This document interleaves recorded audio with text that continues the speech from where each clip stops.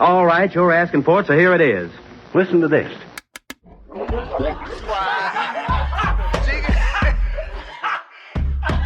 want you fucking laughing at. We partners pod, kid.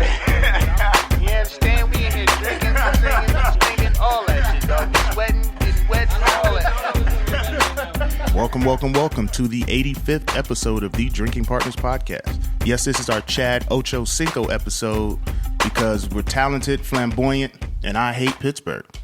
I love Ocho, man. Yeah, see? That's what I'm saying. I'm your rival, sort of. But you got love for me. You can't not love Ocho Cinco. And he's a Brown now. No, you know what? He doing something in the Browns uniform. I think he was on Twitter complaining that he wanted to be a coach or why there aren't any black wide receivers. I don't know what the fuck he was saying. You know, he's a celebrity now. Yeah. So then he got a job with the Browns. Then he quit. So he worked for like 3 days and quit. Chad Ochocinco is my spirit animal, man. He's my spirit animal. He's like loved and hated in Pittsburgh all the same. Yeah, yeah. He's on the internet. He's fucking like all these bad chicks. He took a family photo in all denim. I love denim shirts. And he just took a job. He bitched for a job and then quit. He got way more points for that move in Pittsburgh. That was kind of dope, even though it happened to the Browns, which is kind of whack. RG3. RG3. Yo, you know your team is bad when a dude volunteers for the squad. He volunteers to coach the squad, looks at the roster, and after 3 days, he's like, you know what? Nah, man. I'm not doing this shit. Y'all got Pryor starting? But Pryor is like, I think Pryor could be all right, but he ain't a wide receiver yet. No, he's not. He's going to take some time. I mean, he's athletic as fuck. Yeah. So, you could put him just about anywhere, but it's going to be a learning curve. Right. Well, that's how it is when you black. You like, look, I can't take no jobs where the shit might not pan out, where the results ain't going to be there instantly. Like, he could have either been the first volunteer to quit or the first volunteer to get fired. Like, that's the only two ways that shit was going with the Browns. Like, he was either quitting that motherfucking job or after week 6, they was gonna be like, look, bro, the receivers ain't really getting much better. We do get Josh Gordon back after week 4, so I'm excited about that. You still gonna have RG3 throwing to him, though. RG3 was dope till they fucked his knee up. I don't even think he's that bad of a quarterback. RG3 in Cleveland. Like, there's no silver lining to that. I don't care how you flip it. Hey, man, we got to see him. We got to see him with a coach that believes in him. Look, they fucked his knee up, then they basically quit on him. And I don't know, man. I don't give a damn. I don't play for the Browns. Football season. I don't play for the Browns. And we just got a ring. We just got a ring in Cleveland, so I don't have. You can't talk shit on me. We got a ring more recently than y'all. You gonna mention that every weekend? I'm gonna mention it until the next. 0-16, but we got a ring. But till the next ring is given out, that matters to me. We got the last one, so until maybe the World Series, which we're in the running for apparently right now because we're in first place. I'm talking shit. The Indians? Are in first place? Indians have always been decent in my life. They got Omar Epps on the team? Like, what the fuck is going on? I don't know who the fuck is on the Yo, I'm going to keep it real. When I was young, the Indians had a bunch of black dudes and white dudes and like one Spanish dude. Now they're like predominantly Spanish. Like, I don't know none of these motherfuckers. It's just a whole bunch of apostrophes and shit niggas' names. Like, who the fuck is this guy? They brought Charlie Sheen on. They winning out here now. You mad, man? What you mad about? Hey, man. Our baseball team has clearly been better than the Pirates. Hey, man, I am not a Pirates fan, so when it comes to baseball, y'all got it. Look, man, we just want to chip. I just want to send a shout out. I just had my son, between our last recordings, Lil Ed the fourth, 9 pounds, 4 ounces, 21.5 inches long, bow-legged as shit.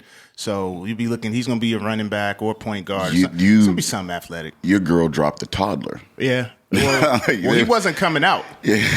He wasn't coming out, fam. Nah, he was in there. he was a weak-ass dude, and he wasn't moving, Jack. Let me feng shui these guts real quick. I'm going to get comfortable. Hung up pictures, and this nigga came out with a newspaper and a cigarette. What the fuck was you doing in there? Came out with a goatee. Came out with a robe on, like, what the fuck y'all doing out here? Little man wasn't moving. He just came out to get the paper. He wasn't even expecting to go back in. I actually watched it, like, full-on watched childbirth. I watched my daughter get born, but I watched it like, again? By default, like, they force you into it. They make you hold the leg, and so you down there, so you like trying to not look, but it's shit's right there. But this time I'm like, yo, I'm gonna watch this shit. And that's love, I guess. What you call that, love? That was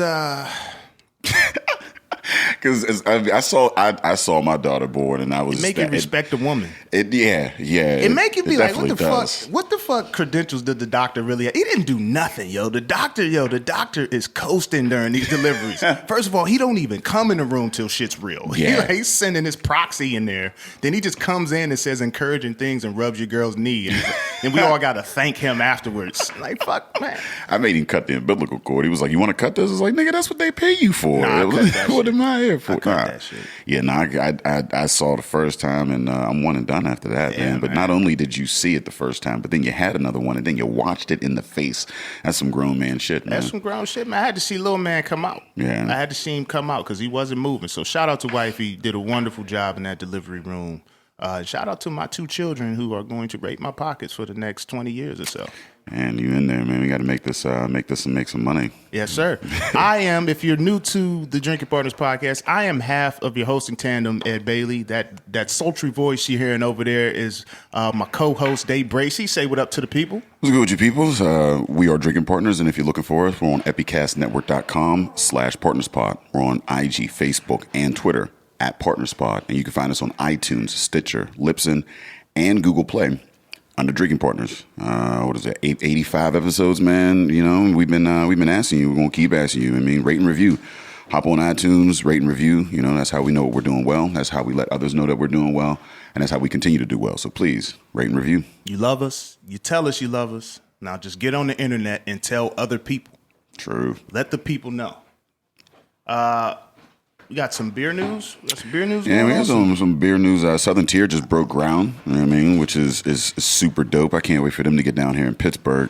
The beer will be a little fresher. Not that it's not fresh as is. It just takes a little truck ride. But I mean, I want it like straight off the boat. Yeah, you want it straight off the boat?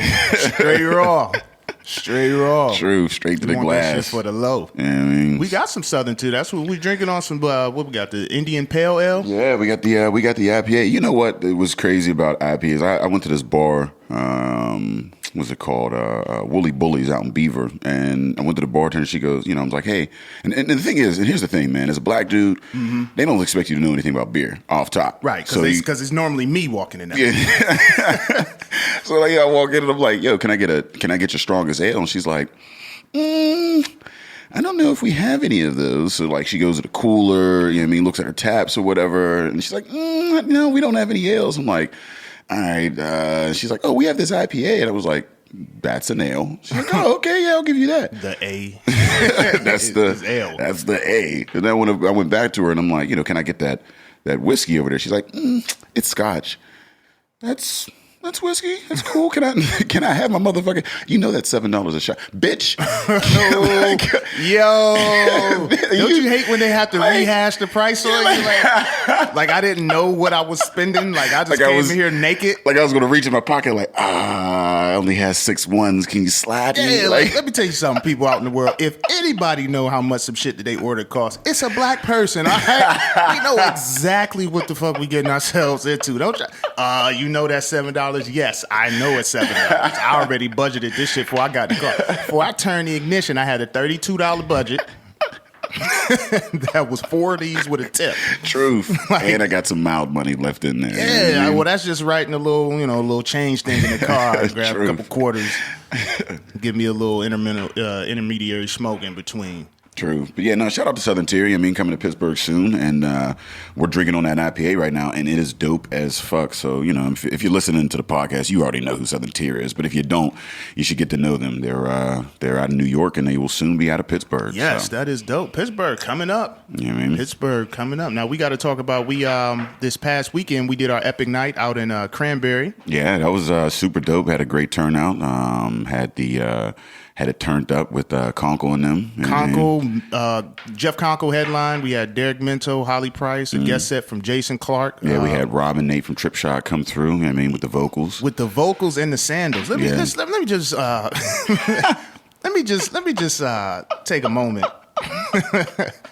for those who don't know me, I'm not pro sandal on man. Like I'm not an open toe guy.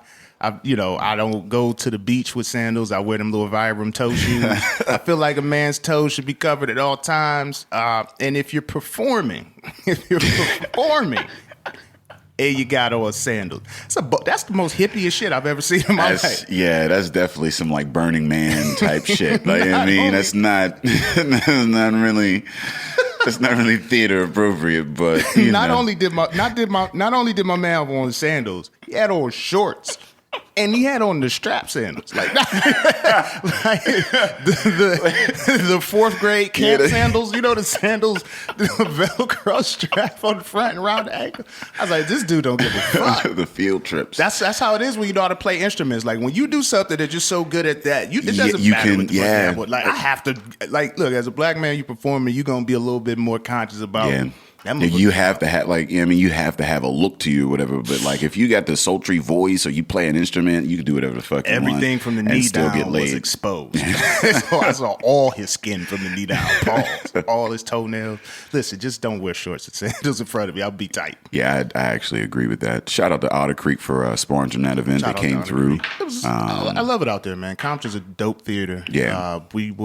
Did we get a date locked in? October 7th. We got the next one going on out there. That's a Friday. Also, we've got the 100th episode popping off. We are getting up there with 85. So, the 100's around the corner. So November 12th, we'll be out there. We've got Full Pint and Rock Bottom sponsoring the event. So, keep your ears tuned out for more details on that. But, it'll be a live event. Come down and get swifty. You know how we do it. We got a nice little surprise coming for that. And it's like a celebration of all the dope shit we've been able to do. Yeah, man. I'm excited. I'm already taking shots in preparation. I'm going to drink so much shit. I'm not going to be of any use for the next week. I want to crawl. If I don't crawl out of there, it's not a success. If I don't crawl out of the 100th episode, then we didn't do it right. If I remember the second half of that, then it might not be a successful. I'm not hosting that episode. I'm not going to be. I'm going to say this is a Century Club episode. I'm here with my co-host Dave Bracey, and I'm signing off. And whatever you and your friends do at that point, that's between y'all. I'm going to be there get drunk. It's gonna be shitty. But keep your ears open for the details on that, because that's gonna be huge. Downtown Pittsburgh Playwrights, November 12th. So keep your ears open. All right. So we got a throwback guest. We got another recurring or reappearing guest. I'm excited because when we had him on episode 53 out at Hitchhiker. We found out that he and Andy from Hitchhiker had some history. And it was like one of the only episodes where I felt like I wasn't in control. Like they had a chemistry. We were guests. Yeah, they had chemistry. I was like, okay, so they running this. Yeah, they ran it, and we just fucked with Mr. and Mrs. Rawble. Right. I ran into Miss Rawd before. Mrs. Ben Rawd before. I ran into her at Summit in Mount Washington. Yeah. She introduced herself as Mrs. Ben Rawd before. Let me tell you, I had to send Dave a picture. He sent me a picture. She ran up on me. She was like, "Are you you have a podcast?" And I was like, "Yeah." She's like, "Do you remember me?" And I was like, listen, I see a lot of, middle-aged white women. So I don't remember all of them. She's like, "I'm Mrs. Ben Rawd before." I'm like, "Oh, shit." Yo, he sends me this picture with this middle-aged white couple like, "I'm out with Mr. and Mrs. Ben Rawd before." I'm like, what the fuck is going on? I was so excited about that. Where are we at in our careers? Well, we're to the point where people see us and they recognize us and they let me call them things that I shouldn't be able to. Like I should have. We got to have them at the 100th episode. Yeah, we got to have Mr. and Mrs. Ben Rawd. Mr. and Mrs. Ben Rawd. But he has an comedy album coming out called Dolphins Are Garbage on September 23rd. 23rd, yeah. All right, we have in the building Alex Stypula. Say what up to the people. What's up? What up? Welcome back, sir. Thank you. Thanks for having me. I'm not drunk this time. Well, before we even started, yeah. You will be. That is the whole purpose. Yeah, we'll get you there. We don't bring you here to be sober. No, I know that. I think I was drunk before we even started last time. That's fine. That's a Hitchhiker, man. And they had they just kept filling the table with fucking beers, and I mean it's not healthy. It's good when you mix good beer with good people. Yeah. Because it's like we want to sample the beer, we want to big up the the company and all that, and they're just like, we want to get you guys fucked up, and and participate in the fucked up. It's like sometimes we go to these places, they want to get you fucked up from a distance. It's like, here we gonna slide new beers, but I'm gonna maintain my sobriety. Yeah, catch some flicks in the background. I wonder how many background flicks is floating around on the internet with us completely shit faced at these events. But I don't know what my face is on at this moment. Whose phone I'm in. I don't know. I'm very scared. We're going to get too big. We're going to start popping up on TMZ, man. Some of these pictures. That's good. That's a good thing. Did you see that one chick? I don't know her name is Yes Jules. And I don't know anything about her. She's like some Snapchat chick. From out here? I don't know where the fuck she's from, but she's Snapchat famous. I don't know anything about her, but she had a sex tape leak. And that was like on Snapchat? On Twitter or on the internet or whatever the fuck. An entire quote unquote leak. Yeah, like oh, how did that get on here? But then how does your sex tape leak on Twitter? What's the longest video you could put on Twitter? Well, it leaked somewhere. I found it on Twitter. Enough for penetration. Okay. That's a sex EP. Yeah. Alex, you got any sex tapes out there? Not that I know of. No.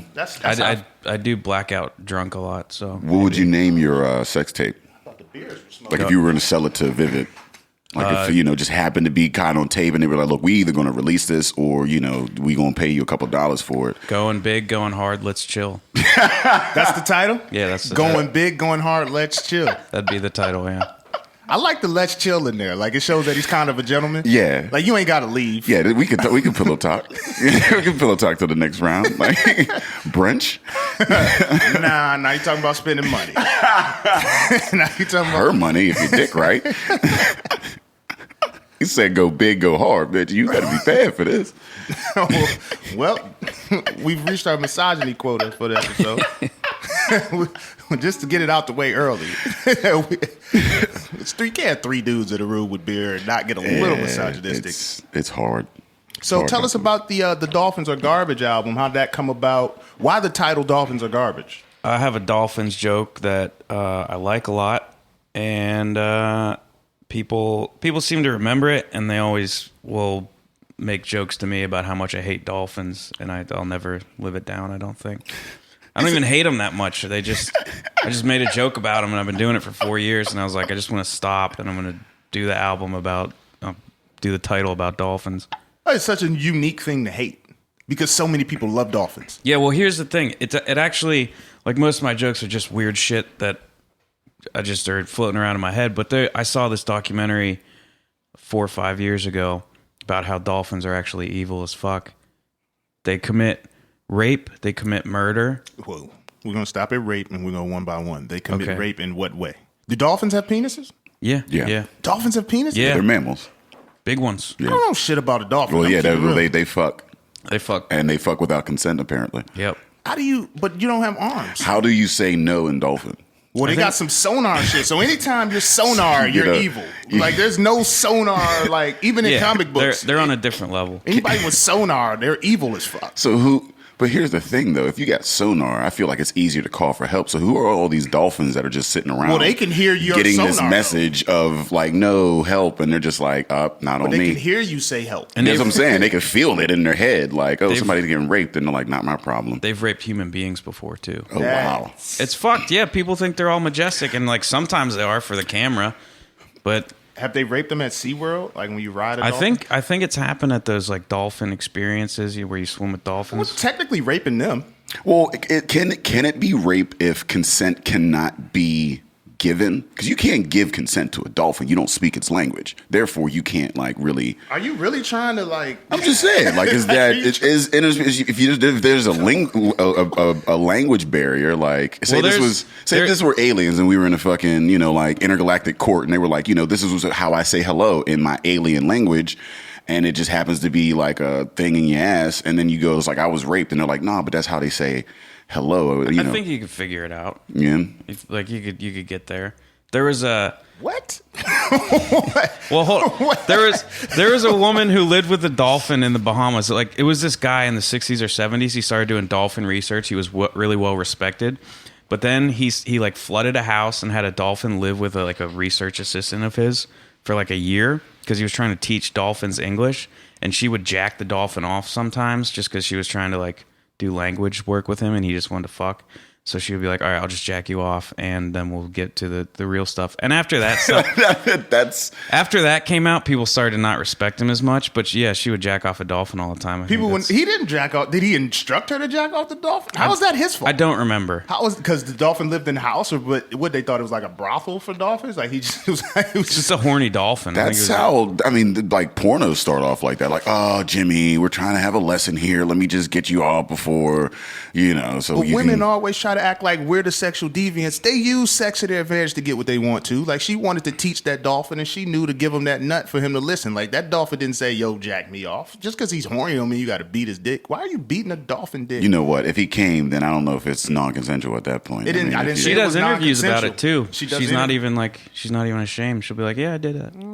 How many people beat off dolphins? Just kind of separates her. A league of her own. That's why I have issues shaking hands with people sometimes because you don't know. You know what I mean? Just imagine how many motherfuckers jack off like dogs and shit, and they don't wash their hands.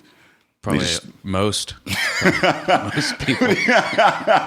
I don't like how this conversation started at all. This interview's off to a very awkward start. It's like started off the rails already. Well, I guess it's indicative of your comedy though. Like this is how you are on stage. Like it's just like a bunch of shit that you never thought you'd think of. Yeah, I remember the first time like seeing him on stage, and I was just like at an open mic, and I was like, "What the fuck is going on?" Like, and I'm looking around, like, is everybody else experiencing the same thing?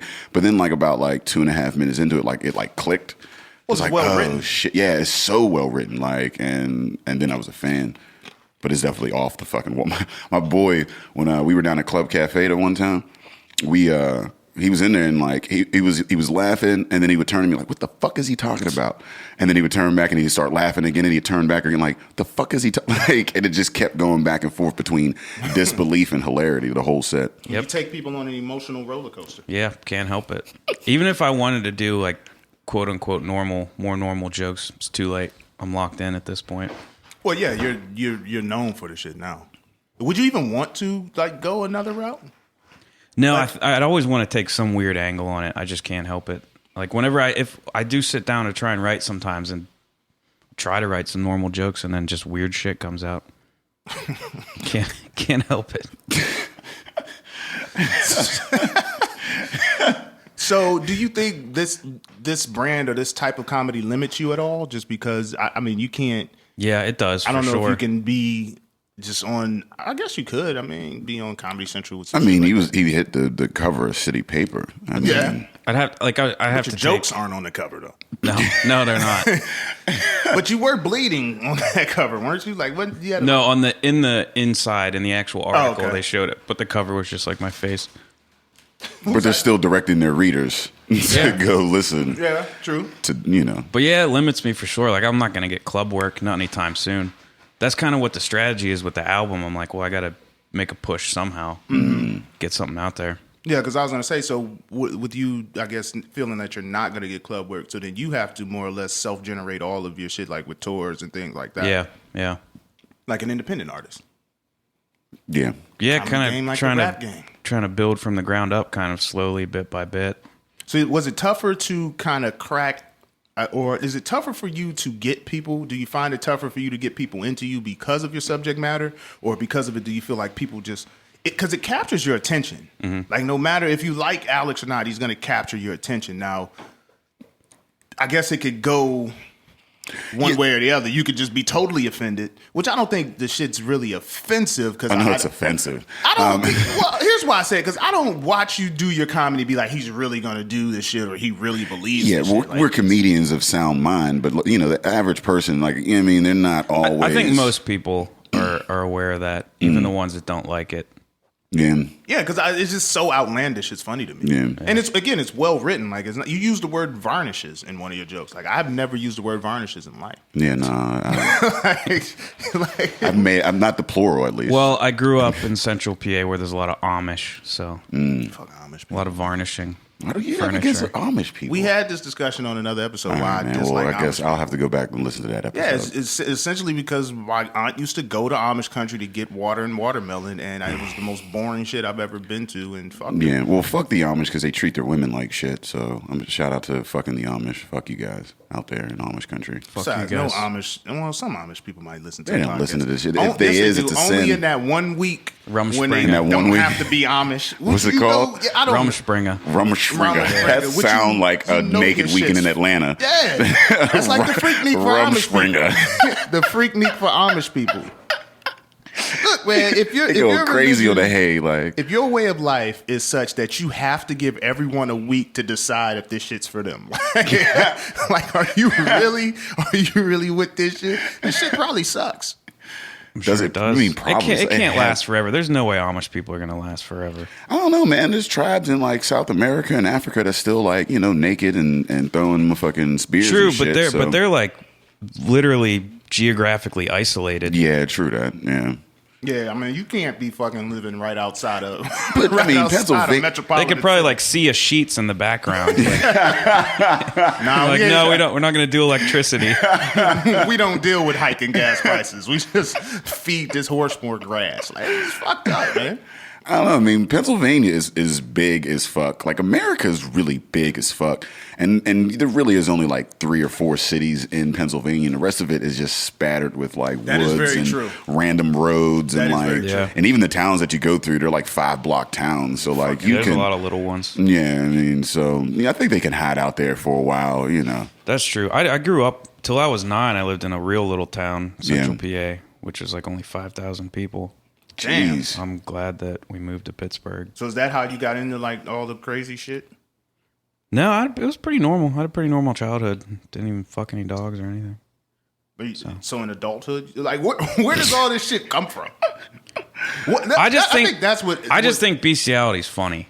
Okay. Okay. Consensual bestiality. I want to be clear about that. Not the dolphin raping the dude trying to ride his Right, back, which I right. think is rape. Like you gonna call a dolphin to the top of the water so this fat motherfucker can mount it and be carried around. The dolphin don't want to do this shit for a living. Like one of the tracks on the album is called "I Swear I Don't Fuck Dogs in Real Life." Because I deal with people who think I do actually some of this weird shit. Most people don't, and anyone that actually knows me knows that I don't. But there's some people that literally believe, like, oh, he must be a pedophile or do some weird shit. So do they? Oh, go ahead. No, it's amazing because it's like a light switch. Like the first time, like I said, I saw you, like you have this stage present, and then you talked to us like on stage, and it was like, holy fuck! Like I had more of an appreciation of it because. You know what I mean? Like it is such a production and it's so well written, and then you just like, hey, I'm a normal dude.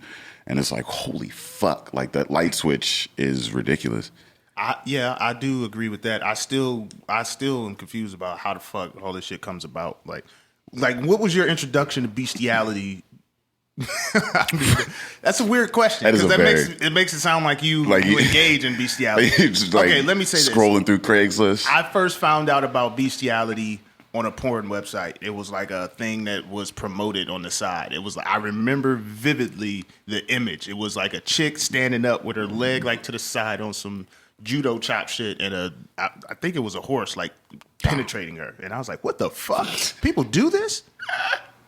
That was something I never wanted to see. I saw a documentary about it a few years back where it was oh. like it was really funny in a way because it was all these people like talk. It was just I remember one couple. It was just like probably just this couple in their 20s, and they would talk about how they would go down to the barn by themselves and let the horse fuck them. And they talked about it in the most excited way. They're like, oh, like talking about the horse's personality.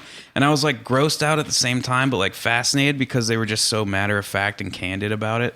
There was that there was 2. I saw one BBC documentary when I was over in England or whatever, and it was out of West Virginia, and it was crazy because I'm in England, and this is like the only like TV show that's related to America, and it's about bestiality in West Virginia, and I'm like, this is what the fuck these people think of us. And it was this dude that had he had syphilis, so he was blind, and he was crippled because like he had a whole farm full of animals, and he was fucking one of the horses or the goats or one of them, and they just like bucked him in his fucking legs and like shattered his like hips or whatever. God so damn. he was blind from syphilis that he caught from like a chicken or some shit like that. And then he was crippled and had to use a cane because he got fucking crippled by a horse or whatever, like fucking him up. And he was still like, fighting for his right to love this farm of animals, man. I did not know you could get syphilis from a chicken. I was sitting here like, first of all, how the fuck did they trace the syphilis to the chicken? I don't know which animal. Was he in a relationship with the chicken? He's like, had to be you. Did he have to call the chicken? I haven't slept with any other chickens. You have to call the chicken into the house like, yo, we need to talk. So what have you been up to?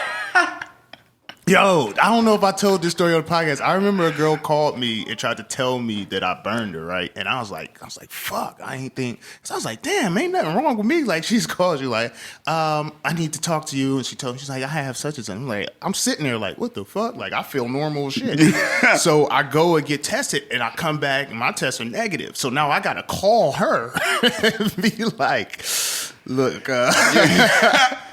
I don't know. I don't know how to tell you this, but you got a couple more calls to make. Like, yo, I had a chick. This is like back in college. We had done our thing or whatever.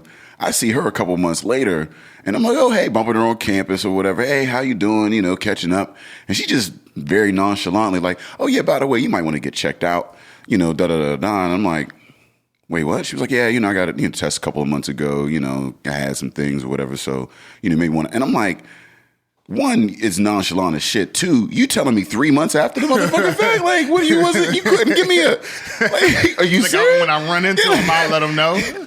Like, if he hasn't figured it out by now. Yeah, like, what the Then I guess I'll get. So, okay, so how do you break that to someone? Like, I guess, what's wrong with saying it nonchalantly? It was, Can you say it in a frenzy? Is that better? Like, oh my God, damn, I was looking for you. There can't be a good way. There's no good way. I want you to be frantic as if this is a rare occasion that like you're deeply sorry about, and like, cause I'm like, the fuck? Nah, because when the girl called me, she was like crying. She should have been. And I was on the phone. You just infected. Mad confused. You may have infected another individual. You should be crying. Well, she said that I infected her. That's what I'm saying. So she was crying, and I'm sitting there, and I'm like, I really don't feel. Now I'm not gonna say I was the most educated on the shit at that point either. Like, I've never tested positive for an STD or nothing like that. So I'm thinking like, if my dick not burning, then I'm straight. But I'm like, well, if she's saying it, like, it's worth the test. So I go and get, check I it go out. down there, and Comes back negative. it Spike was the like, ball. you straight, but you could take some penicillin since you've been, you said you've been in contact with it, and that call back was weird as fuck. Like, it should have been empowering. I felt like I should have been like mad happy to call her, like, yo, motherfucker, like, you tried to play me. You tried to play me. What I should have done was arranged a meetup. Like at the point downtown. I should have just been standing there in the peacoat staring out to the water. And she walked up. But nah, like, I didn't want to be a dick about it. But back to the dude with I guess we started with the dude The with chicken syphilis or whatever. So is that something we should be concerned with? Like, when I go buy Purdue chicken and shit? Like, are they testing it? As long as you don't stick your dick in the breast, I think you're all right. I don't think I want to swallow syphilis either, Paul. Like, I don't want to be chewing on those syphilis. I'd stay away from Purdue. Hey, if Alex says it, there's some merit to that. So I'm not fucking with it. Don't fuck with the chicken. So okay, so the guy fucks. He's got syphilis from the chicken. A goat breaks his hip. Yeah, he's walking on a cane and he's still fighting for it. So they have to fight for this shit. Like, they have. So there's somewhere in America. Yeah, some states don't have bestiality laws. So somewhere in America, someone's in court saying I should be able to fuck this animal. Yeah. What? Okay. Did you hear about that dude that got his whole fucking insides ripped the fuck up and died because he was fucking that horse? In Washington State. Yeah. There's a movie about that. Was like shit. one of the bigger, like, I think that went national. Yeah. It became like an actual news story. And then the police looked at it and they're like, there's no laws that we can do anything about this. So that was in like 2005 maybe. And then they're like, well, we should probably pass a bestiality law. It might be time. Yeah.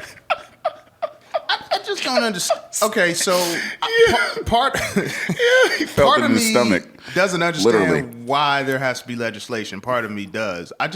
It's almost like one of those things where I'm like, well, that's your business, fam. But I Yeah. guess, Yeah, I I guess agree. you can't just be Well, fucking animals. they looked I into know, it and they let didn't it- find any actual abuse. Like they weren't forcing the animals to do anything. They just kind of like let them fuck them or whatever, which is weird. But yeah, I they guess- weren't. I don't know. In a way, I'm pro bestiality. I guess like it's whatever you want to do, fam. Like I don't think you should go to jail. Yeah, I think they all just. I think when everyone was looking at it, they all shrugged their shoulders and like, this probably shouldn't. I don't know. Like exactly like that. They're like, I don't know. I guess this isn't bad, but fuck. But agreeing to something being like this is fucked up and saying you should be in prison for it, that's two different. Those are two different precedents. yeah. It No. definitely is. I think it was almost like a brush it under the rug kind of thing. Like, let's just get this law on the books and forget about I would it. never encourage it, but I'm not gonna. Like I wouldn't call the cops if send I you like. upstate. Yeah, I wouldn't call the cops on you if you were fucking your dog. I'd be like, that's not. My kids can't go over there. It's to not play. my bag. Like, Yeah. I'm not coming to your barbecue, fam. Like, I'm not gonna eat this rib from this pig that you fucked. Like, It's tenderized, hey, dude. yeah, there's some special sauce in that. Oh God, this is ridiculous. Why are you here, man? I don't want to talk about this shit. This is what happens. So This is is like, this happens. I don't even like. I have like 3 bestiality jokes in my actual set now, but I get pegged. well, I don't know how many people And then I have get going 3 on- of them. That's true. Most that's people true. probably got 1 if they have one. Yeah. Like you got 3 is a focused, dedicated. Like, you That's a have a lot reoccurring of theme. facts, which is fine because I think a lot of times in comedy, your persona is like creating a persona is a huge thing. Like being able to identify a demographic of people that will, and I don't know how you feel about your demographic of people being into bestiality, but I mean, if they're going to pay money for tickets, then fuck it, you know what I mean? Like, Yeah. and I don't think it's even necessarily people being into bestiality as much as it is people being into people being able to talk about whatever the fuck they want to talk about, Yeah. and finding humor and shit that happens in life. Like I don't hear you talk about it and be like, yo, this dude's really obsessed with this shit. I just be like, you're going to get up and talk about some shit that the next comedian's probably not going to talk about. So you're not going to have that issue of, oh, man, I got to change my set. Yeah, You know what I mean? you don't have to worry about it. Dude's going to talk. I go up, I talk about relationships. And if the dude before me harps on relationships for a long time, then I'm fucked. Yeah. Yeah, that's something I don't really run into too often. Talking about. So what does Alex Stypula like to? So I've heard you're. I don't know if we discussed it. You're really an avid Monopoly player. Yeah. Really? Yeah. Like I heard he's like. Yeah. I from used to him, be. he said he's. Oh, you used to be. So you I definitely. Yeah, I used to be real into it. How It do doesn't. how do you like this? That's time consuming. No, Yeah. it's not. That's the thing. If No? if everyone's on the same page and you're real dedicated, like you can get a game over in 45 minutes. Really? Yeah, but then it becomes this weird thing where it gets really competitive. It's not even fun in a way. It's only fun in like beating other people. Because you're just rolling the dice and like moving your piece and that's it. Like And then speed like when Monopoly. you get speed Monopoly almost. I used to do it a lot in college with like my college buddies. Well, Monopoly in itself, when you think about it, it's not something that's going to bring you joy. No. It's literally you gentrifying. Even if you win, You're gentrifying people. even if you win, everybody hates you. Right. You're moving everybody out of certain neighborhoods and you're fucking foreclosing on Yeah. people and shit like that. It is. It's a not a good message. It's It's not a at very all. dark game, really. Yeah. For Right. for kids to be You playing. used to be able It's to come the on game. this block, but then I put some hotels there and I priced you out. Yeah. So you can't come to Park Place. Yeah, Stay your you're ass on Baltic. competing for pay me biggest $2,000 in rent. Yeah. So what is Baltic Avenue? Is that like what neighborhood is that? Like, is that They're all actually real streets oh shit. in Atlantic City. Now, is Baltic a bad street? Yeah. Damn, that's kind of fucked up. It is kinda to live fucked on up. Baltic Avenue and know that your rent on Monopoly is $60. Yeah. Like they have, like think about it. There's subsidized housing on Monopoly. You pass go, you collect a welfare check basically, and then you buy some subsidized housing and you have it. And then if you're smart, you flip that into better properties, and then you just start pricing people out who used to be like you but never moved on. And you can go to jail. Yeah, you can go to jail. There's a lot of luck in it too. There's a bit of luck. Well, I don't know. It depends. I mean, anything you roll dice with, Yeah. there's that factor there. What's the So weight? what other board games do you like? Settlers of Catan. I just got into that. Fucking Marta actually put me on. We had a game night. Shout out Marta on the Move or whatever. But like that fucking game is dope as shit. Yeah, it's fun. It's like pretty simple too. It's not. Yeah, it's easy to pick up and like it's fun because you just dominate. I don't know what that is. Dominate. It's well, it's like it's different than Monopoly. It's like I think 20 so years ago there started being these European style board games, which is nobody loses at any one time. Like nobody gets kicked out of the game. Okay. So everyone's in it. There's one winner, but everyone's in it till the end. So it's not like Monopoly where somebody go pissed off to the other room and like starts slamming shots or whatever. You should have been better with your money, fam. What you mad at me for? That's true. It's capitalism. Yeah, no, the only thing I know about this Monopoly is like 4, 5, 6 where somebody's just like, you know what, I'm done. Yeah, like, you pretty much start selling shit. Yeah, you're like, all right. People start cutting deals like, yo, I'm just gonna give you all my property. Yeah. Give me $100, man. Yeah, I do have one like kind of Monopoly joke in my set. Yeah. So Settlers of Catan, what is the game? What are you doing? You're trying to build settlements and roads on it's like this new island or I'm not something. playing that. I'm a Taboo guy. I love Taboo. That's more interactive. Yeah, That's more I'm like a Taboo apples to apples. Yeah, trivia. I love apples to apples. You know what? Apples is fun, I don't man. like Cards Against Humanity. It gets like it's okay. Like It's like apples to apples, but all the answers are fucked up. I did play that. Yeah, And it's so forced that it's like because apples to apples, you're supposed to pick the best answer. That's the same thing in Cards Against Humanity. But in Cards Against Humanity, I find that people just pick whoever has the most fucked up craziest card. shit. They I just did pick play that one. on Thanksgiving. I was like, hey, my vagina smells like peach cobbler. Yeah. I'm not putting that shit down. Yeah. It's just like I like it in certain settings. There's some people that like you'll just get in there and it's just a bunch of people that like want to just be outrageous and they're like, oh, they pick the outrageous. Sometimes like you do kind of like if you get to know the person's sense of humor, you could put the card in there to match their sense of humor. And I like to play it like that where like, you know what I mean? Like I know that this person likes, logical jokes or analytical jokes or, like dirty humor, you know what I mean? And trying to like gauge that. And I try to play it like that. But like it always goes longer than it needs to be. You can do that. I think you can do that better in apples to apples. I've never played apples to apples, so I don't have it to compare. Yeah, I like apples to apples. There's some like you can throw an odd card in there that doesn't really match, but you know that person's gonna like it. Yeah, and there's strategy to it too. Like with apples to apples, it's almost like spades where you throw off. Like there's a card that you know you're not going to be able to win with, so if you're not going to win, you just throw it off. Wait for the next round. People don't like playing games with me because I'm like one of those. I'm not super duper competitive, but I find it funny to be super competitive in games. Like I really don't care if I win, but I have to act like I care all about winning. Like, and I argue every card in apples to apples. A Taboo, I argue every answer. I act like I'm mad at my partner if they don't like, because it's more fun to me to compete. Yeah, it is fun. Because those games, you're competing. Like I'm not playing this shit because I want to see if we're in sync. I don't give a fuck if we're in sync. I'm kind of the same way, like competitive wise. Yeah. But once the game's over, like I could give a shit if I lose. I'll watch. It's fine. It's fun for me to argue with people because I think I'm better at it than most people. Yeah. What usually ends up happening is like the whole table is cheering against me. You know what I mean? Like I'm the loud mouth, and like even when I'm like playing spades, everybody that's watching the game is hoping that I'm gonna lose. Like if we're playing beer pong, they're hoping I'm gonna lose. Like you come off. You have a much more cocky type of thing where I'm just more argumentative. Yeah. Since you're very cocky, you're very arrogant.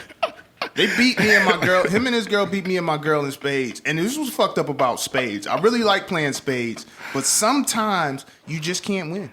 Like we had like all terrible hands. It was just like well played. They were like 10 hands, like 11 hands. Yeah, it was like ridiculous. well played, Ed. But yeah.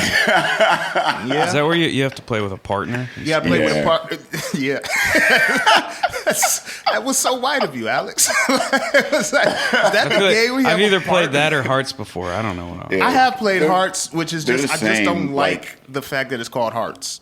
Yeah, it's a little different. It's Yeah, but it's kind of the same, but not. But but that's more of a like white folks usually play hearts before they play spades, and I don't know if that's racist because a spade is it's true. It's in a negative connotation. When I've gone to my uncle's house in the suburbs, we play Hearts. When I go up there for Christmas, play Hearts.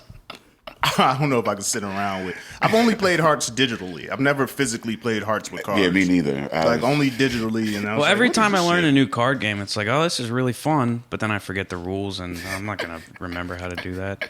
One of my favorite card games, this is weird, is Free Cell Solitaire. I play that shit all the time. Free Cell Solitaire? Free Cell Solitaire. Oh, man, you guys haven't played Free Cell? Like... So, Solitaire is kind of a boring game, but Free Cell adds this element where you have these... I got to explain this. There's 4 free spaces where you can take a card and set it up top, and then you want to get...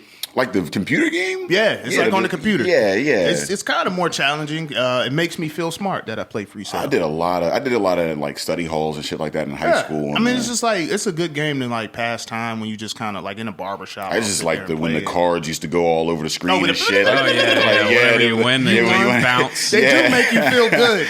I used to let them cover. Did you let them cover the entire screen? Like, I would just sit and watch them drop and just let the whole screen be covered. It'd be this one little patch that's still green with the back. I'm like, come on, fall on that shit, so fam. Satisfying.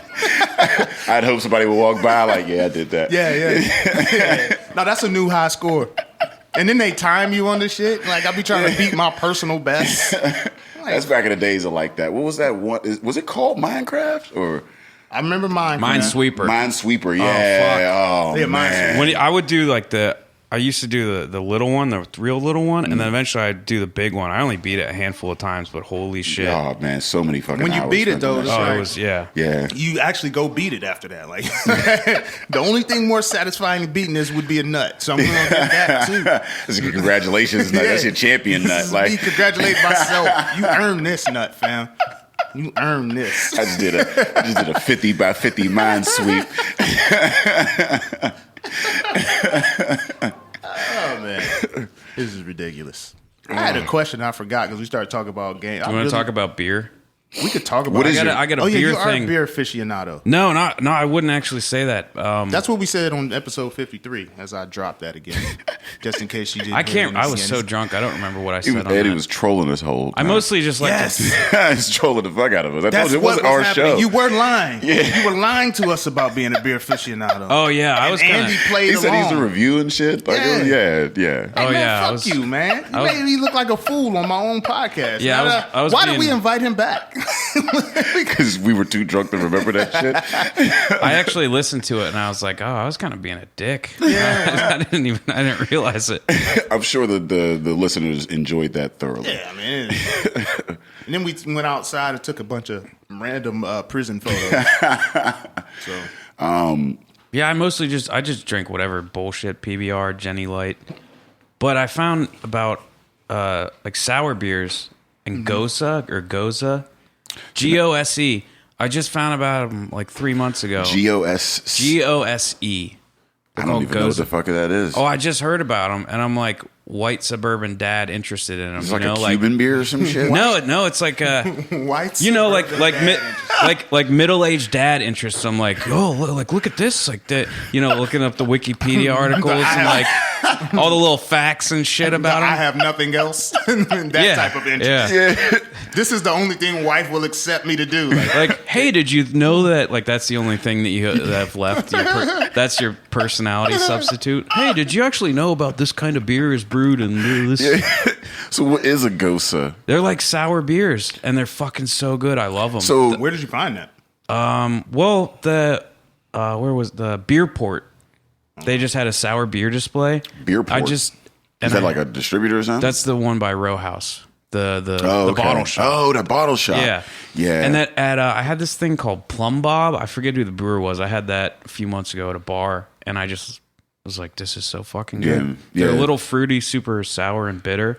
That's like my favorite kind of beer now. Wow. The Bloom Brew introduced us to sours. Bloom with their sours and flavors is ridiculous. To this day, they've got the best sours that I've had in any brewery, man. They've got a nice variety. Where's Shout that? out it's down in West Newton. Yeah. Right on that on the Mon or the yacht actually. Yeah, and man.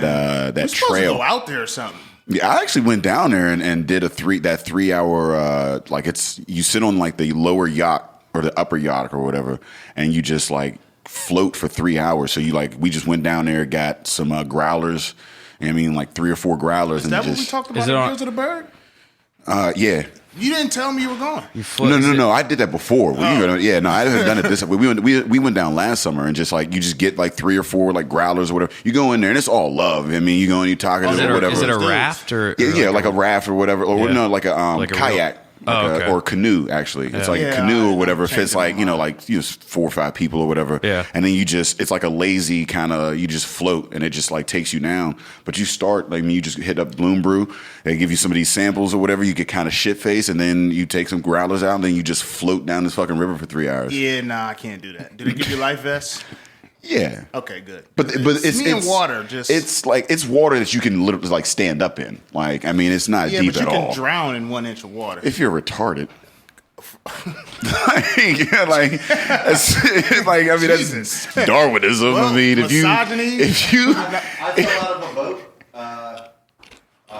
in New York, and I was scared for my life. I'm glad you made it. You could drown in an inch of water if you're not retarded too. Thank you, Alex. I probably should have said that so that people didn't. First of all, I'm not going to use the word. I'm not going to say the word. I don't know. I feel like that's the retarded test. Like if they throw you in an inch of water, like how did you fall? Are you unconscious? Are you hurt? Like there's so many factors, man. Look, I don't think people should swim. One, and this is just me. You don't think people should swim? I think swimming is a survival technique and not a sport. I will say that to the end of my days. There is no situation where you need to swim anymore unless you choose to or you're dying. But you don't enjoy it. Why would I enjoy swimming? You don't like the beach? The beach and swimming are two different things. I like to go to water waist deep, or if I want to be, edgy, I'll go up to my nipples, and that's it, fam. Like I'm walking. Yeah, I like hanging out, but then I like actually swimming in the ocean too a little bit, man, get some exercise. I can run and I go to the gym and get exercise. I'm not fucking swimming. I don't even understand swimming. I've been watching the Olympics, and these fuckers dive in this water, and then they have the cameras underneath, and it's just like every time I get in water, I go straight down, and I don't know what the fuck that means, but these dudes, they dive in the water and they just start gliding. And I think it's not real. I think it's up there with like space and shit. Like shit's not real, fam. You gotta stop bringing up space, man. I gotta say it. I gotta tell people in public that my co-host doesn't believe in space. I don't believe in space. I gotta say that out loud. Like, come on, man. I'm not saying space isn't real. I'm just not saying it hasn't been proven to me. It's a theory. Until I see the shit. Until I see space personally, I don't know. Listen, fam, I've watched movies where they've blown up the Statue of Liberty, and that motherfucker's still there. Lee Turbosic is going to make the Statue of Liberty disappear. And that motherfucker is still there. You know what I'm saying? Can he make this motherfucking construction in Pittsburgh disappear? Hell no. Now that's real. That would be. Instead of spending all your time swimming, motherfuckers, why don't you get these potholes corrected? Like, do some shit that helps. Look, Michael Phelps, listen, you a dope dude. Congratulations for swimming fast as fuck. 23. Let me tell you something, fam. That's 23 medals. Yeah, 23 medals, but I don't give a fuck because I've done well in life not swimming. Yeah, that's too many. That's not too many. I think, you know what it is? He can swim. If there's a cutoff, they should fuck him. It's enough. He chose the sport. He chose the sport that you can win 7 medals in and shit. Oh yeah, because there's like a million events. You can and they're teams. They're counting like the team ones. Or whatever. Right. I did kind of not to take anything away from. I mean, it's crazy as shit. No, it's not to take anything away from it, but But I mean, I was like, some of those were teams or whatever. When you. Well, you can but even win with a the bunch track, of medals. though, I mean, like when you look at track, they got the 4x4s, and I mean, there's. But here's the difference with track and that. swimming. With swimming, there's a certain level of classism to that. Like you have to have the means to have a pit like pull everybody and ain't gonna instruction. be in some competitive swimming shit that's gonna get you to Olympic level. Right. Everybody in the world can run. Yeah, I mean, to be honest, you need to have access to certain facilities for a number for of the sports. swimming shit. We've also what was that movie with Terrence? Pride. Yeah, I mean, the same could be said for most sports. I mean, like I know that, like as a kid, there were certain things like they had booster tickets, and like my mom would have to eat the tickets or whatever. There's certain like cost of equipment and shit. Like hockey is a crazy expensive. Right. Well, so like hockey, swimming, but like. That's why I would say for him to be the greatest Olympian, I don't know. I mean, he's the most decorated. I feel that, you know what I'm saying? He's participated in Mad Olympics. I don't know if that makes him the best. Greatest is more of a qualified. You can qualify it in different ways more than just like the most medals. But if I'm like, let's say I was the most dominant basketball player in Olympic history and I played in 3 different Olympics and I won gold medals in every one. I'm never I'm only going to have 3 gold medals. There's no other basketball. You know what I mean? Like if I play basketball and I average 30 points in the Olympic Games for my career, I'm only playing in one tournament. It's not like, oh, you can win the team game, then you can win one-on-one basketball, then you can win a 3-point contest, then you can win a slam dunk contest, so I can walk away with 50 medals. That's I'm going to have 3 fucking medals. Broken down. Yeah. Like I'd say the dream team is way cooler than anything, I'm gonna anything tell Michael you this. Phelps. I would say the coolest fucking team ever in Olympic history is the Chinese synchronized diving team. Both of them fucking, the men and women, most dominant shit I've ever seen. Yeah. Motherfuckers be diving against them not expecting to win. They're like the Simone Biles of like teams.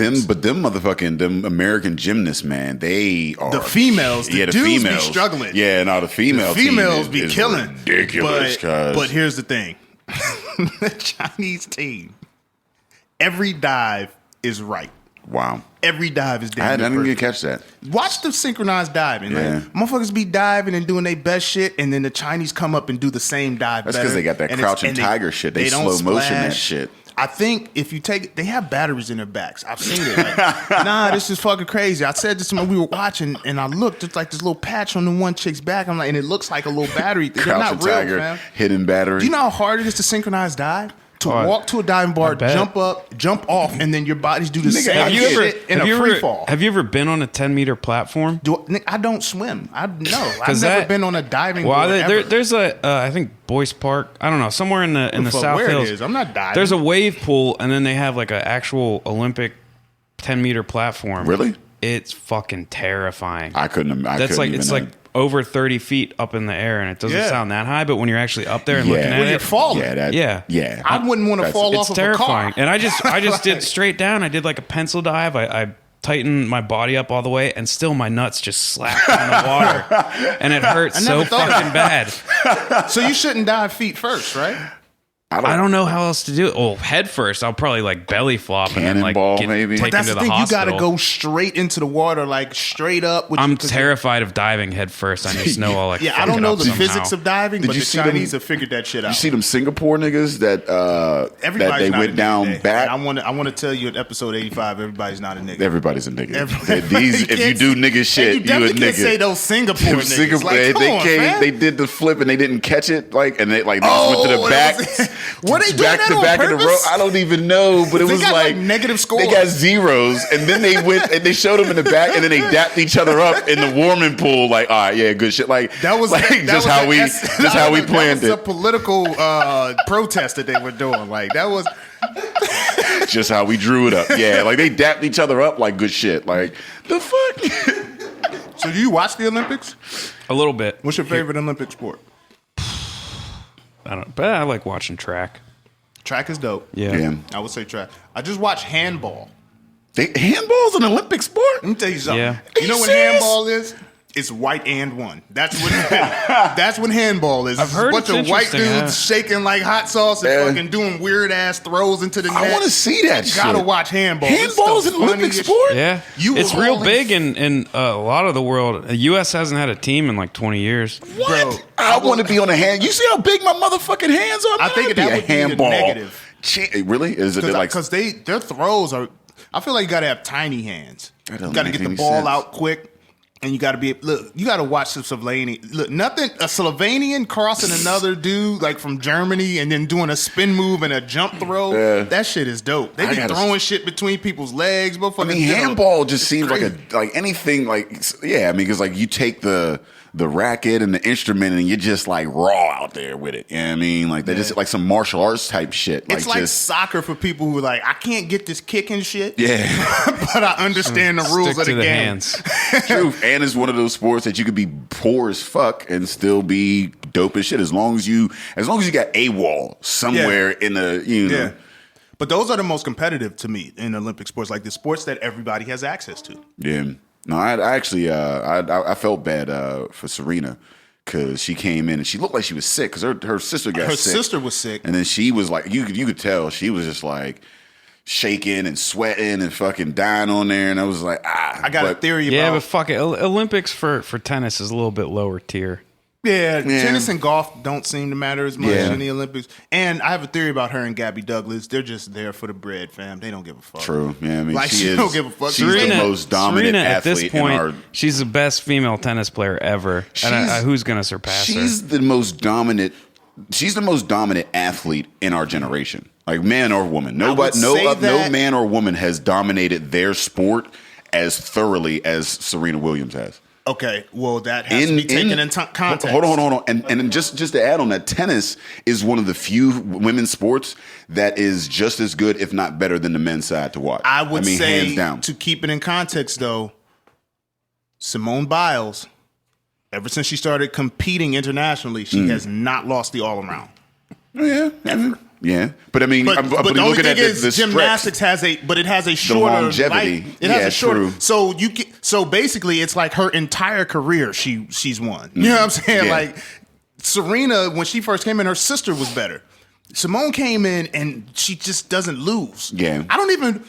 One, I've said this on stage. I said it last night. Watching female gymnastics is like watching To Catch a Predator. Like, you don't know the ages of these chicks you're watching and these little ass anywhere from leotards. 13 to Yeah, 24. they look Yeah, you got these cheeks out, and you're like, oh, she's cheeky, and then the little fucking info tab comes up, and she's a sophomore in high school, and you're like, fuck, I gotta go pray now. This is ridiculous. So I kind of don't like watching it just because of that, but. I don't know, man. That's dominance. Like the girl who won silver basically said in her, like, they were interviewing her. She said, "I won the non-Simone. I came in first in the non-Simone Biles class." Yeah, and it was like, she's gonna win, and so then, basically we're competing for this, and I came in first in that. Yeah. You know how good you got to be for a nigga to say they came in first in some shit because you wasn't a part of it. Like, I came in first in the non-Simone Biles class. Like, that's ridiculous. And she's like 4'8". Yeah.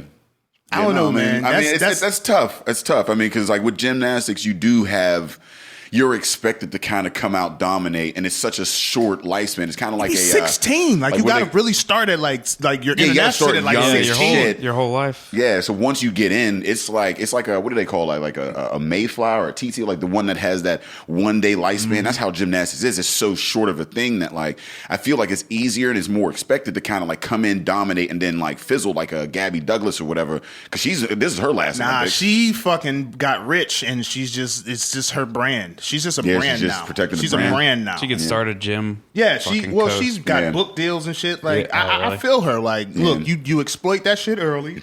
You just take advantage of the money because you're not going to be a gymnast till you're 40. Except for that one chick, I can't remember what country she's in, but she's been in like 5 or 6. I think this is her 7th Olympics. She just does the vault though, and she's 41. Yeesh. 41 doing the vault, which I don't believe in the vault. I don't think that's real either. I pretty much anything that I can't physically do, I don't think is real. You see that nigga break his leg? See it in person. I did not watch that. I don't like watching gruesome injury. As far as Serena goes, I know we were just saying it, but I think she, like, there's a longer lifespan in tennis, but she's even surpassed the lifespan in tennis. Oh yeah, she's like, amazing. She's like 30 plus in tennis is fucking ancient, and she's still just dominating. Yeah, like dominating. It's insane. But she's not even first in Grand Slam titles, is she? Was it Steffi Graf? That's 20. She has like 3 I don't or 4 know. more I than don't her. know the women's offhand. I think it's Steffi Graf has more than her. She has more wins. I think she's. I think she has like- the most Wimbledons. Yeah, she won, has like- the most titles. Like, No, I don't think she does. I think Steffi Graf does. Oh fuck! more I wanna titles. know. Yeah. Nah, she.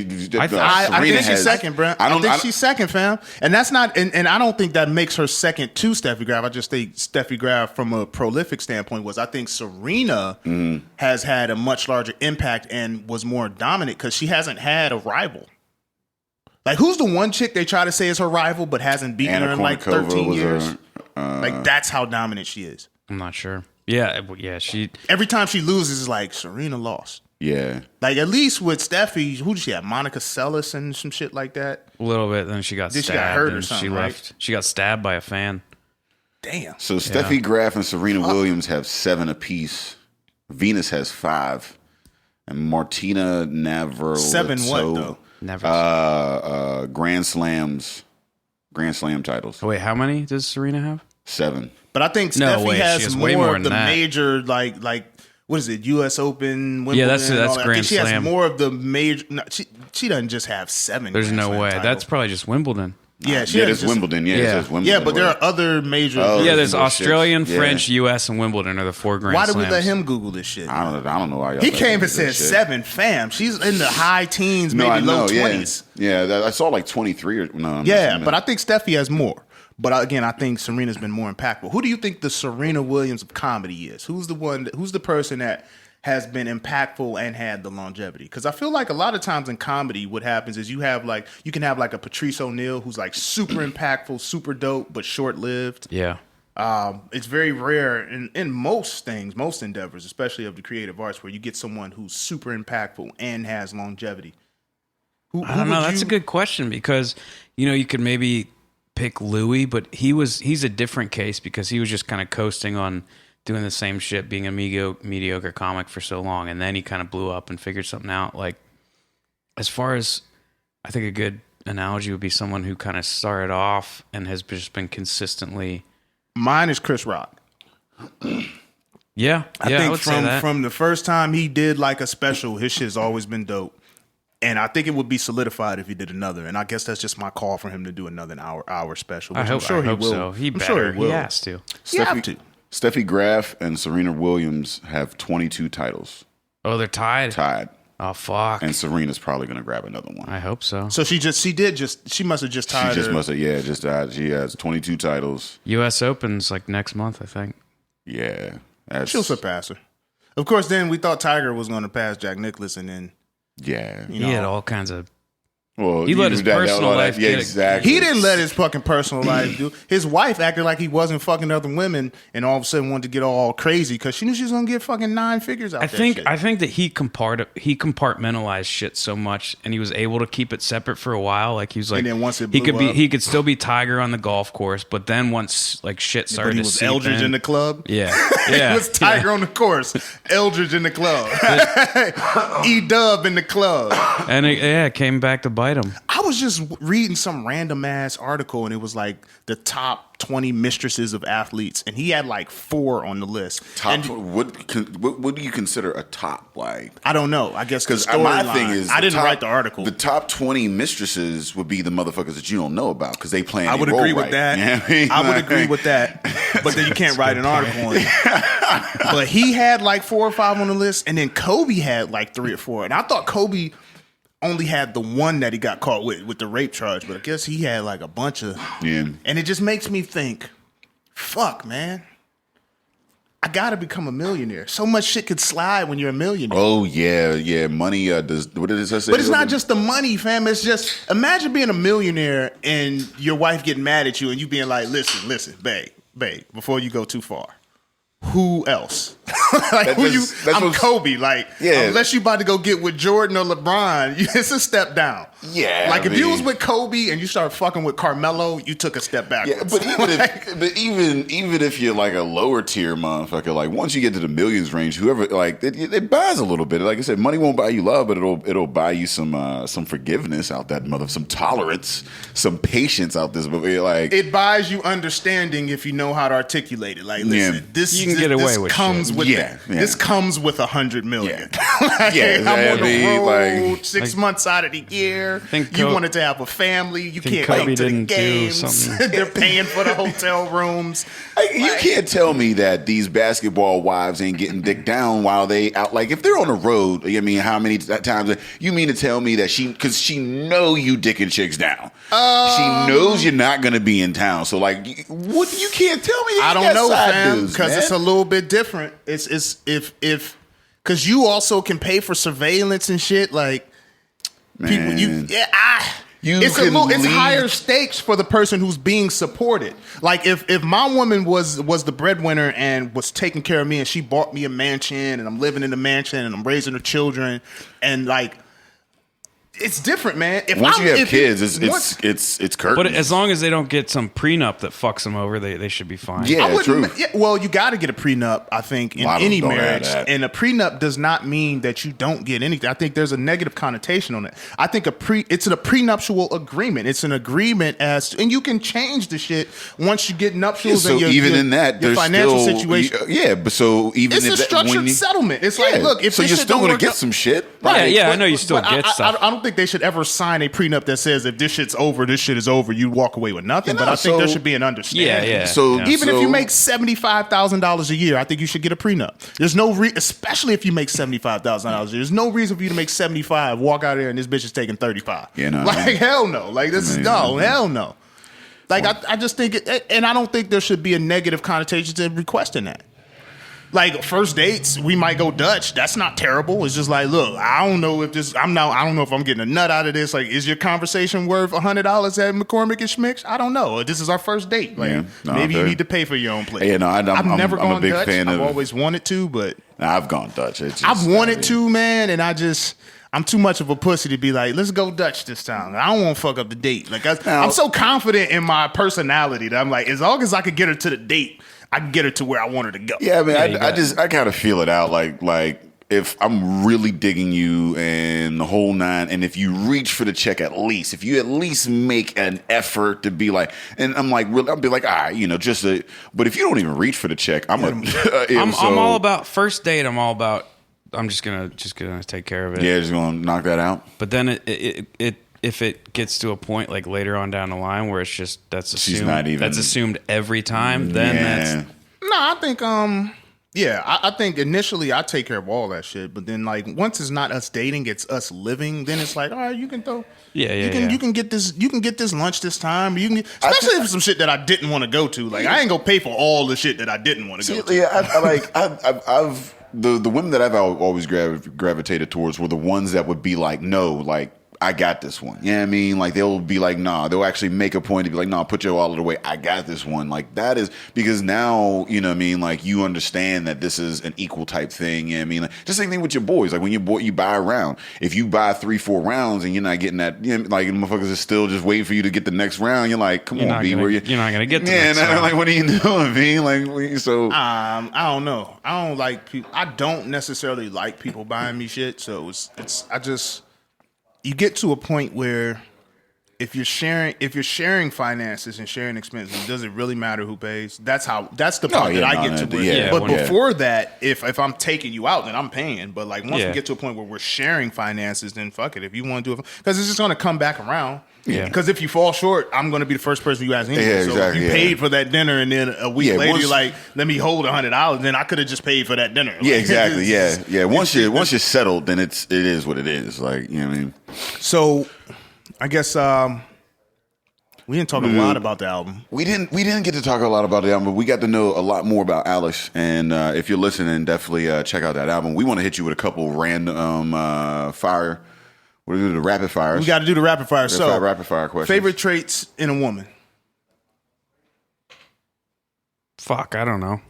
That's an actually dope trait. I like her to fuck and not know things. We didn't do the rapid fire last time. No. You're not supposed to be ready for it either. Pretty funny. We're so misogynistic on this show. We got to start getting some fucking estrogen on this shit. What do you like about women? Pretty. I like her to be pretty. I can't. Let's do a 15-minute breakdown of what we find attractive. I'm kidding. No, it's rapid fire.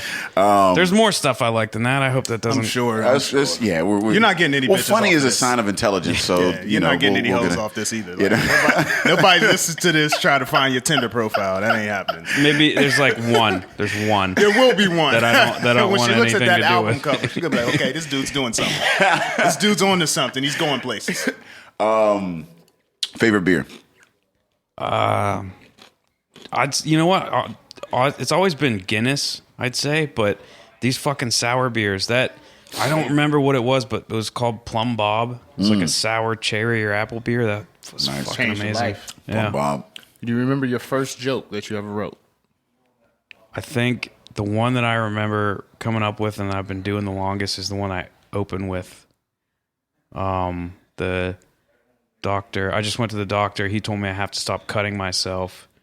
So I was like, well, then you find the microchips, asshole. I do like that joke. And that joke always gets a great reaction. Yeah, it's a good opener. Now I put it on the album. So It's like a great table setter. Yeah. Like, this shit's about to be different. It's weird. It's not like too fucked too up. gross. It's not. Yeah, it's not disgusting. Do you have mustache groupies? No. Okay, this is funny because I get compliments on my mustache all the time. I'd say 1.5% are from women. I'll just get dudes. You know what? Yeah. When you think about it, though, yeah. It's true. Yeah, I'll get random dudes on the street. I'm just walking. I'm not even like, and then like they'll interrupt me just like being in my own head. They'll be like, "Hey, nice mustache, dude! Like, give me a high five." That's like, so there might be 3 things, if that many, that dudes could just openly compliment another dude on. A mustache is that definitely is on like that. socially acceptable to. Yeah, I comment on like beards or whatever. Like, that's a nice beard. Like you've Yeah, well, I guess beard, mustache will fall it's into the the same thing. same Facial thing. hair, kind of like you respect the wave. I don't know if there's actually anything outside of, I guess number 2 would be in the gym. Dudes compliment each other, but they don't even give compliments. What they do is they ask them how they how'd you get what do you do for, which is basically our way of saying you got some nice biceps. Like, you know what I mean? But like other than that, other than mustaches and facial hair, I don't know of any time a dude just openly. Dudes only compliment in code. Yeah. Like they tell you probably get bitches. I'll compliment like some shoes or something like that here and there. But that's or whatever, not complimenting the dude. That's the shoe. Like he didn't make the shoes. Exactly. Yeah. Like, He just saw them. Yeah, that's not. There's no body parts where I'm like, oh, cuz that 6-pack is banging. Me. Like, Damn, look at your pecs, man. Make this shit jump. Like my one boy, I mean, he has a fitness business or whatever, and like when they're like crazy jack, you might just be like, oh, you big ass motherfucker, what the Right, fuck? you start making fun of them. Yeah, you making fun of it like, oh, you over there shooting up between your toes, nigga. Like, but yeah, nah, that's word mustache. Do you like to perform drunk, or do you think it's No, I'd sober. You perform sober all the time? Yeah. That's what's up. It's not that I don't believe you. I'm just asking you. Yeah, if it's an open mic, I'll have a beer or two. But if I'm doing anything longer than 10 minutes, I'll do it totally sober. Because long enough ago, I went up on stage like pissed drunk, and I was like, I'm just never. That sucked. I guess pissed drunk and your subject matter don't necessarily endear themselves to a group of strangers. Yeah, no, not at all. And it's so dense. Like, I mean, you have so much information. I mean, in there that like, you got to be sharp. If I go up drunk, I'll forget shit and I'll be off. All right. So, where can they find you? Twitter, Alex Stypula. Part of Race to the Coffin Comedy. We book shit through there. And for the album release on September 23rd, I'm also doing a web series that we're going to screen that night. Okay. This is all going to be at Row House Cinema. Okay. So we're screening the web series, and it's like doubling as my album release party. Nice. And this is all on the 23rd? Yeah, 23rd at Row House. You can come get a ticket to see the web series. Where can they get tickets? At Row House. You have to go to the actual... Well, yeah, you can go to the website. They'll not yet, but they'll have advanced tickets on sale there. Okay. And you can go like get them physically at Row House Cinema. Nice, man. September 23rd. Look out for it. Dolphins are garbage. Dolphins are garbage. Yeah, Dolphins are the garbage. cover is absolutely hilarious. Yeah, we got a little sneak preview of some of the album art. Yeah. How good does it feel to have an album coming out? Well, we'll see what happens with it. No, it's good. Well, not even. Yeah, I mean, it's got to feel dope to have an album coming that's a out. milestone that you've reached That's a where huge like thing. you have enough material. It feels nice. It's honestly like I put so much work into it that it's been this steady progression. I think like 3 years ago, if I would have imagined having an album, it was like one big thing. But it's been such a steady progression and build up where I'm just like relieved that most of it's done with. So at what point, and I guess this will be the last question because I think this is important. At what point, how do you reach the point to where you're like, okay, an album not only is necessary, but it's warranted? I think when I was fully confident in my material and I had a good high opinion of myself and my comedy, but I knew that the style that I do I was not going to be able to go like a somewhat traditional route of like getting club work, like feature work, touring with people, that I'd have to take a different approach to it. So eventually I realized that I think I had enough material that I liked, that putting an album out there, getting it on Spotify, iTunes, all this shit would be hopefully a way to build up my career in a way that I couldn't otherwise. You're also on the Pittsburgh Comedy Festival. Oh yeah, yeah. Midnight on Friday. What's that Friday? Friday at the Heyman Theater or whatever, right next to it. Is that with Quincy Jones? Or? No, after this 11:30. So 11:30 to 1. 11:30 to 1. You're gonna be on there with like some funny cats out of DC and another cat out of New York. It's gonna be a crazy ass show. I'm looking forward to that comedy festival. Yeah, it'll be fun. I think this is funny. I just want to get somebody from another city super fucked up after like killing a show. I feel like that's the best way. That's the best camaraderie. Yeah. Of comedians. Like you kill a show and then you go get fucked up and you have like this other show that's not a comedy show. Yeah. But it's almost like who's funnier in regular life too. Like who's cool to hang around. We just go to a shitty college bar in Oakland. Yeah. After one of those. Nah, man, you got to show them. You got to have your own bottle to give them some of that cheap liquor. Like, listen, we going to go and drink cheap shit at the bar, but before we go drink that cheap shit, I got that Henrock. And I know I'm going to introduce someone to Hennessy that weekend. Yeah. Somebody who doesn't normally drink Hennessy and be like, here, man, change your life. Yeah, no, Pittsburgh Comedy Festival, that's August 25th through the 28th. Ed's going to be on there. Atlas is going to be on there. We got Quincy Jones headlining. We got Sheldon, that's the improv group. We got comics coming in from all around the country. We got some of your favorites, locals, doing the damn thing.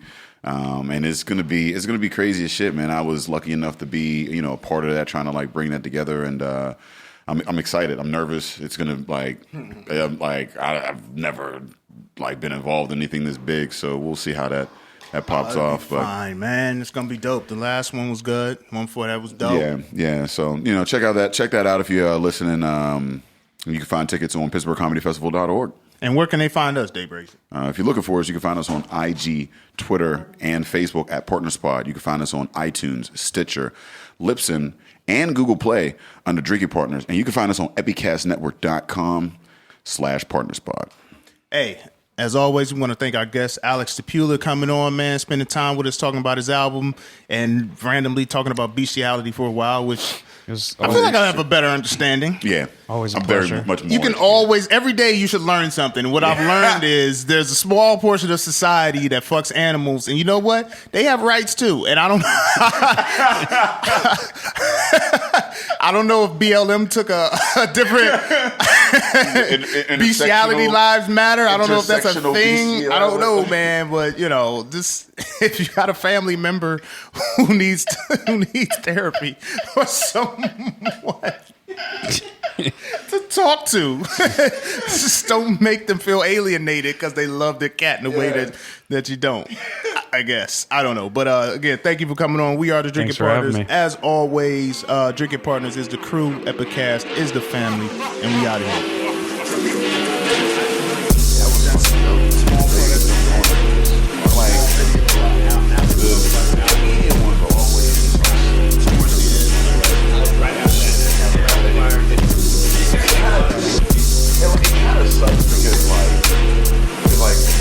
We got to the end and then we're like, oh shit, we had to talk about the comedy album. Well, I just told them that we should probably isolate. Yeah, just kind of like put that. Yeah, because like that's usually what happens. Like we come in here with this agenda and then we end up going